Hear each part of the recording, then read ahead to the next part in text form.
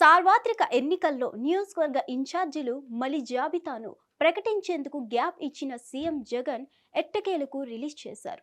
ఇటీవల 11 నియోజకవర్గాలకు ఇన్ఛార్జీలను మార్చుతూ తొలి జాబితా విడుదల చేసిన వైసీపీ అధినాయకత్వం తాజాగా మరికొన్ని అసెంబ్లీ, లోక్సభ స్థానాల ఇన్ఛార్జీల నియామకాలకు సంబంధించి ఇప్పుడు రెండో జాబితా విడుదల చేసింది.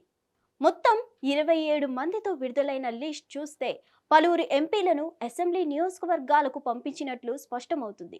కాగా పార్టీ అధ్యక్షుడు వైఎస్ జగన్మోహన్ రెడ్డి ఆదేశాల మేరకు తాజా ఇన్ఛార్జి నియామకాలు చేపట్టినట్టు వైసీపీ కేంద్ర కార్యాలయం ఓ ప్రకటనలో వెల్లడించింది. ఇటీవల ఇన్ఛార్జీల మార్పు అంశంతో వైసీపీలో అసంతృప్తులు చెలరేగాయి. తాజా జాబితా నేపథ్యంలో వైసీపీ నేతల స్పందనలు ఎలా ఉంటాయన్నది ఆసక్తికరంగా మారింది. ఇక రెండో జాబితా లిస్టులో వివరాలు చూసుకున్నట్లయితే మాజీ మంత్రి శంకర్ నారాయణ ఈసారి అనంతపురం ఎంపీ స్థానం ఇన్ఛార్జిగా నియమితులయ్యారు.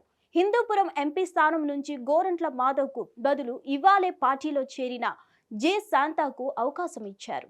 అరకు ఎంపీ స్థానం ఇన్ఛార్జిగా కొట్టగుల్లి భాగ్యలక్ష్మి నియమితులయ్యారు.